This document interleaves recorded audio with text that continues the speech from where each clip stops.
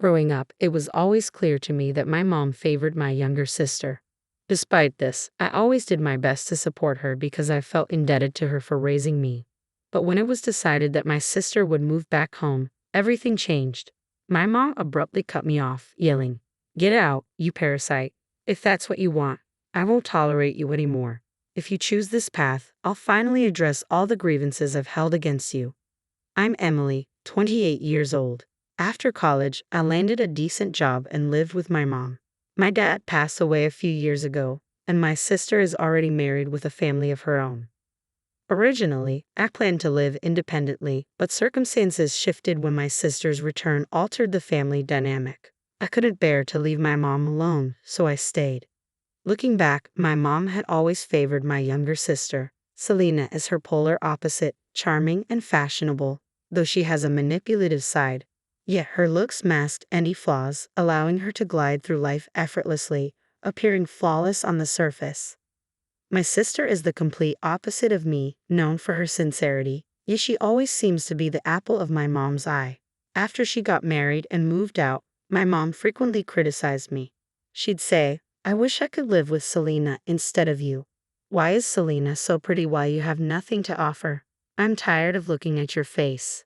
Despite working hard to support our family, why does she have to be so cruel to me?" "Mom, I know you think Selena is cute, but you don't have to say it like that," I interrupted, feeling disgusted. "What? If you were more like Selena, I wouldn't have to deal with this every day," my mom retorted, clearly upset. "What do you mean? You think I enjoy this? You think you're doing me a favor by saying you raised me?" I shot back, frustration boiling over. "I didn't mean it like that." "Well, I have no choice but to live with you. If Selena hadn't gotten married, I'd be living with her, not you," she concluded sharply. "Fine, that's enough," I muttered, feeling utterly worn out. We now live in a house rebuilt a few years before my dad passed away. It's in my mom's name, but I'm the one making the remaining loan payments. Despite this, my mom continues to compare me unfavorably to my sister and directs insults solely at me. Living with her constant hateful remarks has pushed me to my limit. Despite my frustrations with my mom's words and actions now, I couldn't bring myself to give up on her. When my dad passed away, she was devastated, crying for days, neglecting her meals, utterly worn out. Those around her were deeply concerned. I felt a strong sense of duty as her eldest daughter to support her through this grief, to protect her for my dad's sake. These days, I often find myself angered by my mom's behavior, yet she remains my only parent. I couldn't harbor deep hatred towards her. Then one day, my sister unexpectedly showed up at our house with her husband. Upon seeing my mom, she dropped a bombshell. "Mom, we're struggling to make ends meet," my sister tearfully confessed, and my mom's expression turned to concern. "Oh no, life can be so tough," my mom sympathized. "What on earth is happening?" I interjected, taken aback. "My husband got laid off suddenly, and we can't afford our apartment rent," my sister explained. "What? That's awful. I'll have to rely on you even more. Would it be alright if we moved in with you, Mom?" my sister asked hopefully. "This isn't good," I muttered to myself, realizing the implications too late. Before I could say anything, my mom eagerly responded, "Yes, yes, of course. My dear Selena, I must help you." "Really, Mom? That would be wonderful. Plus, I've always wanted to live with you," my sister chimed in, her relief palpable. "Wow, thank you, Mom. I love you," my sister exclaimed joyously. My mom beamed with happiness. "Did you hear that? Selena loves me," it decided without considering my opinion. Not willing to accept this, I approached my mom, saying firmly, "Wait a moment, Mom. I live in this house too." "So," my mom replied flatly, her expression unchanged. "Two people suddenly moving in here. I have my own room. I don't care what you think." "But the house is in my name, isn't it?" I protested, trying to reason with her. "That's true, but," I began, only to be interrupted by my mom's sigh. "If it bothers you so much, maybe you should just leave," she retorted sharply. "What?" I froze, stunned by her words. "What are you talking about?" "Didn't you hear me? I said leave. You're just a substitute for Selena to me anyway," she declared coldly. "That's cruel. You don't have to talk to me like that. I'm not some parasite. If Selena comes back, I won't be needed anymore." I choked out, hurt and confused. My mom's words cut deeply, leaving me reeling in darkness. Despite caring for her all my life, she could dismiss me so easily. Meanwhile, my sister, who had left home after marriage without a second thought, was cherished. It made no sense to me. I struggled to comprehend her actions and words. Frustration and misery threatened to overwhelm me, and in that moment of vulnerability, my sister spoke up with a sly sneer. Mom even said this. "Why don't you just get the hell out of here?" "What?" Selena retorted. "If you don't leave, there won't be enough space in the house, right? We don't need you." "What do you mean, you don't need me? I've been the one supporting Mom all this time." "So what?" Selena scoffed. "She wants to live with me now. We don't need you anymore. You're worthless." With that settled, Selena called her mom and her husband, and they started planning the move schedule, completely disregarding my feelings. "I'm so excited. Let's have a barbecue on the day we move in," Selena suggested cheerfully. "Great idea. I'll pick up the ingredients," her husband replied enthusiastically. Everyone was caught up in the excitement, oblivious to my pain and presence. Stunned and hurt, I heard Selena hurling insults at me once more. "Why are you just standing there? I told you to get out.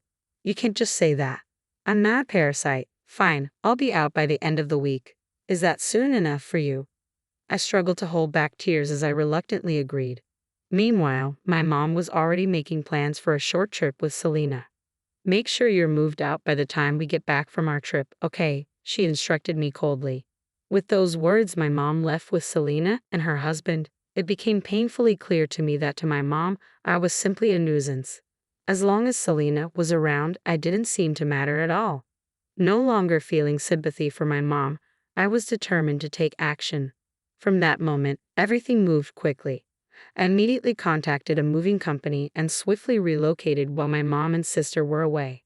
The movers looked at me curiously and asked, "Do you want us to make sure everything is cleaned up?" I smiled broadly in response. I was moving into company housing. The opportunity had come up several times before, but I had always declined because of my mom. Now, learning that vacancies were available, I wasted no time in starting the move-in process.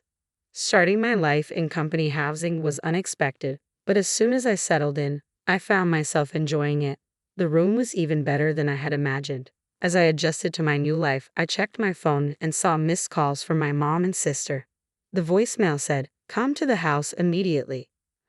I anticipated this reaction, but the volume of calls surprised me. Ignoring them might lead them to show up at my workplace, so I stopped by my mom's house on my way home from work. Opening the door, I was met with my mom and sister's intense gazes. They demanded, "What's going on? The house is empty. Where's our favorite fridge and toaster? Bring them back." Remaining calm, I listened to their outbursts, amazed at their accusations. "Where's my stuff now? You can't just take it without asking," my sister insisted, her tone sharp. "Yeah, bring it back immediately," my mom added, echoing her demand. "Bring it back? Why?" I questioned, trying to remain composed. "What do you?" my sister started, but I interrupted. "Actually, all the furniture and appliances belong to me," I stated calmly, unable to suppress a laugh at the misunderstanding. "What's so funny?" my sister snapped, clearly annoyed. "I'm sorry, but you've got it all wrong," I replied, ready to clarify. "What do you mean?" Her voice rose in frustration. I decided to lay out the facts plainly. "I don't know what you've heard, but I purchased all the furniture and appliances here. Since I'm moving out, it's only natural for me to take my belongings with me, right?" "What? How can you say that?" my sister protested. "I'm saying that every piece of furniture and appliance in this house I paid for myself. Do you understand?" I reiterated firmly. "But that doesn't mean you can just take everything. Some of that stuff has always been here," my sister retorted, her expression turning malicious. "And you drained the bank account to zero? Couldn't even use mom's credit card on vacation, so you had to take a cash advance to pay for it," my sister shot back accusatorily. "Yeah, because it was my money," I retorted. "What's wrong with you taking it all?" I taunted lightly, trying to provoke her. "Don't toy with me," my sister snapped, advancing towards me with a flushed face, clearly enraged. "Give the money back," she demanded vehemently. "That large sum was supposed to be Dad's insurance payout," she continued. "What? Are you serious? It's not there," I asked incredulously. "No way. There used to be a significant amount in there whenever I visited," my sister argued. That was just me adding a bit each month to supplement my income. It accumulated over time, I explained calmly. What do you mean? Then where's Dad's insurance money? My sister pressed, growing more agitated. It's gone, long gone. Mom spent it all, I declared bluntly. At this revelation, my sister turned sharply towards our mom. Caught off guard, our mom avoided eye contact, her expression betraying a mix of guilt and avoidance. Wait, Mom, is that true? My sister asked anxiously. Well, you see, my mom muttered evasively, unable to meet my sister's gaze.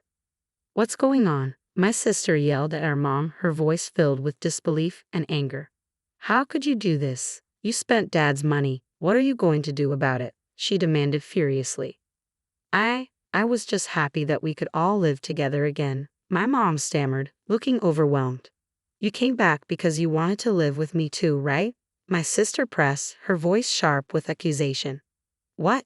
That's ridiculous. I only came back to deal with my debt, my sister admitted tersely. Debt? I interjected, stunned by this new revelation. As I listened to the conversation unfold between my mom and sister, I learned the truth. My sister and her husband had fallen into gambling addiction, accumulating significant debts. Despite attempts to repay these debts through gambling, their financial situation only worsened. Eventually, her husband lost his job due to company restructuring, leaving them in dire straits. Returning to our family home, my sister and her husband had hoped to access Dad's insurance money. Unaware of my sister's true intentions, my mom impulsively sided with her and kicked me out of the house. This is the reality now, do you understand? I stated firmly. There's no more insurance money left from Dad. All that remains is the mortgage. I'm leaving now, and you both will have to manage the rest of the mortgage, I declared, preparing to walk away. Unexpectedly, my sister rushed towards me with tears in her eyes. Wait, sis, both my husband and I are drowning in debt. We can't possibly handle the loan payments. That's not my concern, I replied tersely. You want to live with Mom, right? I didn't know any of this would happen. Mom always said she wanted to live with you too. I'm really happy for you, my sister pleaded desperately. No, don't go, Emily, please, my mom chimed in, trying to hold on to me. Stay here, Emily, please. I forcefully pushed away from their grasp. I've supported you my whole life in this house. I even paid the mortgage. Yet you favor Selena, and when she returns, you tell me to leave like a parasite? Are you kidding me? She's not just a cute little sister, she's a human parasite. I will never return to this house again. Mom, Selena, you'll have to manage the debt yourselves, I concluded, turning my back on them. With those words, I left my parents' home. Despite their desperate clinging, I had no reason to listen to them anymore. It's been almost a month since then, I reflected. My mom and sister, struggling and impatient, took on part-time and day jobs. Despite their efforts, they couldn't earn enough.